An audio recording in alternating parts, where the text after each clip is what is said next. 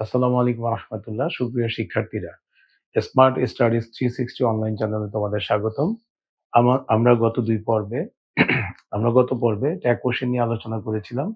সেখানে ট্যাগের 12টি রুলস ছিল। আজ 13 থেকে শেষ পর্যন্ত আমরা সম্পন্ন করবো ইনশাল্লাহ। আশা করি সবগুলো রুলস ভালোভাবে করলে তোমরা ট্যাগ কোশ্চেনে 5-এ 5 পাবে। চলো আমরা শুরু করি। আজ প্রথমে যে রুলসটি নিয়ে আলোচনা করব সেটি হচ্ছে সাবজেক্ট হিসেবে এনিথিং, নাথিং, এভরিথিং থাকলে প্রনাউন হিসেবে ইট হবে। যেমন এখানে একটা এক্সাম্পল দেওয়া আছে, নাথিং ক্যান হ্যাপেন। নাথিং এখানে সাবজেক্ট হিসেবে আছে, তাহলে আমাদের যেহেতু এখানে ক্যান আছে মডেল ভার্ব, নাথিং এর প্রনাউন হিসেবে আমরা ইট ধরবো, ক্যান ইট। এখানে নাথিং নেগেটিভ ওয়ার্ড হওয়ার কারণে ট্যাগটি নেগেটিভ হবে না, তাহলে ক্যান ইট দিয়ে এটার উত্তর হয়ে গেল। কমপ্লেক্স সেন্টেন্সের ক্ষেত্রে অধিকাংশ সময় মেইন ক্লোজ অনুযায়ী ট্যাগ করতে হয়। আমরা জানি কমপ্লেক্স সেন্টেন্সে একটি মেইন ক্লোজ, এক বা একাধিক সাবঅর্ডিনেট ক্লোজ থাকবে, তাহলে আমরা মেইন ক্লোজটি দিয়েই সাধারণত ট্যাগ করার চেষ্টা করব। এখানে ইফ ইট রেন্স, যদি বৃষ্টি হয়, we will not go to school, যদি বৃষ্টি হয় আমরা স্কুলে যাব না, আমরা বিদ্যালয়ে যাব না। এখানে ইফ ইট রেন্স, যদি বৃষ্টি হয়, এটা একটি অর্থপূর্ণ বাক্য না, তাহলে যেহেতু এটা সাবজেক্ট ভার্ব থাকা সত্ত্বেও বাক্যটা অর্থপূর্ণ না, এটা হচ্ছে subordinate clause. We will not go to school, আমরা বিদ্যালয়ে যাব না, এখানে সাবজেক্ট হচ্ছে উই, গো হচ্ছে ভার্ব, এখানে সাবজেক্ট ভার্ব আছে এবং বাক্যটি অর্থপূর্ণ বাক্য। যেহেতু একটি সাবঅর্ডিনেট ক্লোজ, একটি মেইন ক্লোজ আছে, বাক্যটি কমপ্লেক্স। এখন আমরা এই মেইন ক্লোজ দিয়ে, যে বাক্যটা নিজে নিজেই অর্থ প্রকাশ করে, সেই মেইন ক্লোজটি দিয়ে আমরা ট্যাগ করব। যেখানে কিন্তু নট আছে, নটটা হবে না, আমরা উইল দিয়ে করব, উইল উই, এটা ট্যাগ হয়ে গেছে। তারপরে বলছে যে দিস, পরের rules, rule 15, this that those দ্বারা সেন্টেন্স শুরু হলে এগুলোর পরের নাউন বা প্রোনাউন অনুযায়ী ট্যাগ হবে। পরের নাউনটা যদি আমাদের সিঙ্গুলার হয়, ট্যাগ করার সময় আমরা ইট ব্যবহার করব। নাউনটি যদি প্লুরাল হয়, তাহলে ট্যাগ করার সময় আমরা দে ব্যবহার করব। যেমন এখানে দিস আর অ্যাপেলস, এগুলো আপেল, তাহলে অ্যাপেলস, এটা প্লুরাল আছে, আর যেহেতু আছে আমরা করব আর এন্ড দে। এখানে আছে that was an old car, ওটা ছিল একটা পুরাতন গাড়ি। ওয়াজ, দ্যাট দিয়ে শুরু হয়েছে বাক্যটা, কিন্তু যে নাউনটা আছে এটা ছিল অ্যান ওল্ড কার, একটি পুরাতন গাড়ি, এটা সিঙ্গুলার, তাহলে আমরা ওয়াজকে নিয়ে আসবো, এটা হবে ওয়াজেন্ট ইট, ওয়াজেন্ট ইট। তাহলে পরের নাউন প্রনাউন অনুযায়ী আমরা এটাকে দে বা ইট ব্যবহার করব। রুল 16 আছে বোথ ডটেড অ্যান্ড দ্বারা সেন্টেন্স শুরু হলে ট্যাগ করার সময় আমরা প্রনাউন হিসেবে দে ব্যবহার করব। যেমন both Raju and Mina went to school, Raju এবং মিনা উভয় বিদ্যালয়ে গিয়েছিল। এই বাক্যটি পাস্ট ইনডিফিনিট টেন্স, কারণ এখানে ভার্বের পাস্ট ফর্ম আছে, তাহলে আমরা এখানে করব ডিডেন্ট দে, এই যে প্রনাউন হিসেবে আমরা এখানে দিয়ে নিয়ে আসলাম। আমরা এর পরের সূত্র দেখব। দেখো, rule 17, not only dot dot but also যুক্ত সেন্টেন্সকে ট্যাগ করার সময় দ্বিতীয় সাবজেক্ট ও তার পাশের ভার্ব অনুযায়ী ট্যাগ হবে।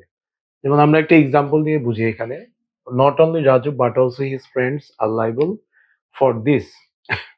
এখানে বলা হচ্ছে নট অনলি রাজু, শুধুমাত্র রাজুই নয়, বাট অলসো হিজ ফ্রেন্ডস, তার বন্ধুরাও আর লাইবল ফর দিস, এর জন্য দায়ী। তাহলে এখানে নট অনলি বাট অলসোর পরে যে সাবজেক্ট সেটা হচ্ছে ফ্রেন্ডস এবং এরপরে ভার্বটা হচ্ছে প্লুরাল, তাহলে আমরা এই অনুযায়ী ট্যাগ করব আর এন্ড দে। কি হবে আমাদের? আর এন্ড দে, মানে দ্বিতীয় সাবজেক্ট এবং এরপরে যে ভার্ব আছে এই ভার্ব অনুযায়ী আমাকে ট্যাগ করতে হবে। রুল 18 আছে half of, part of, 2/3 of, 3/4 of, the rest of প্রভৃতি। ওয়ার্ড বা ফ্রেজ সিঙ্গুলার নাউনের পূর্বে সাবজেক্ট হিসেবে বসলে ভার্ব সিঙ্গুলার হবে এবং ট্যাগ করতে গেলে সাবজেক্ট হিসেবে আমরা ইট বসাবো। তবে এরা প্লুরাল নাউনের আগে সাবজেক্ট হিসেবে বসলে ভার্ব প্লুরাল হবে এবং ট্যাগ করতে সাবজেক্ট হিসেবে আমরা দে বসাবো। আমরা এক্সাম্পলের মাধ্যমে বুঝি, যেমন half of the well is missing from the jar, পাত্র থেকে অর্ধেক তেল হারিয়ে গেছে বা পাওয়া যাচ্ছে না।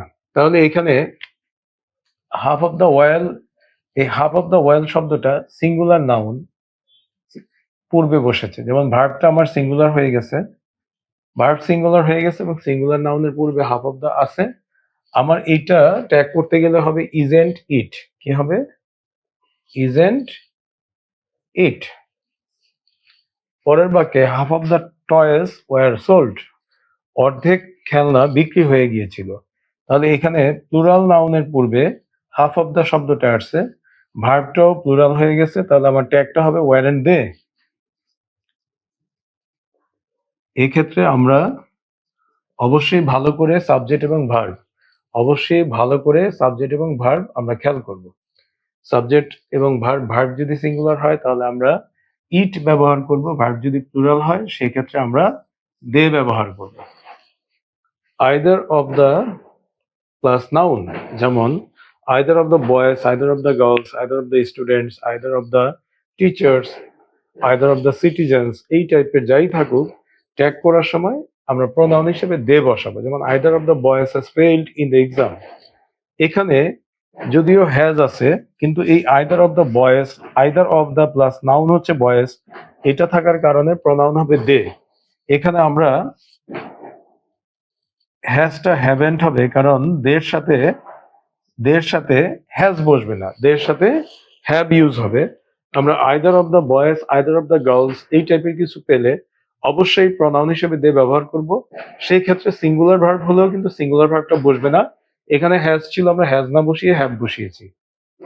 রুলস আমরা দেখব। নেদার অফ প্লাস নাউন থাকলে যুক্ত সেন্টেন্সে প্রোনাউন দে হবে এবং ট্যাগটি নেগেটিভ হবে না। যেমন neither of the boys helped me, neither of the boys helped me, এখানে ভার্ব হচ্ছে পাস্ট ফর্মে আছে, তাহলে এখানে হবে ডিড দে। কি হবে? Did they. এই নেদার অফ থাকার কারণে ট্যাগটি নেগেটিভ হয়নি। আমরা নেদার অফ প্লাস নাউন আছে, নেদার অফ প্লাস নাউন, এটা প্রোনাউন হিসেবে ব্যবহার করেছি দে, এবং নেদার অফ থাকার কারণে ট্যাগ কোশ্চেনটি নেগেটিভ হয়নি।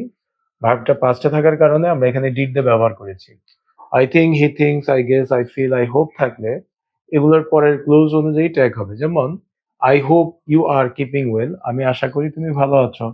এখানে আই হোপ এর পরে যে ক্লোজটি আছে ইউ আর কিপিং ওয়েল, এখানে মডেল অক্সিলারি ভার্ব আছে আর, আমরা আর দিয়ে এটাকে ট্যাগ করব।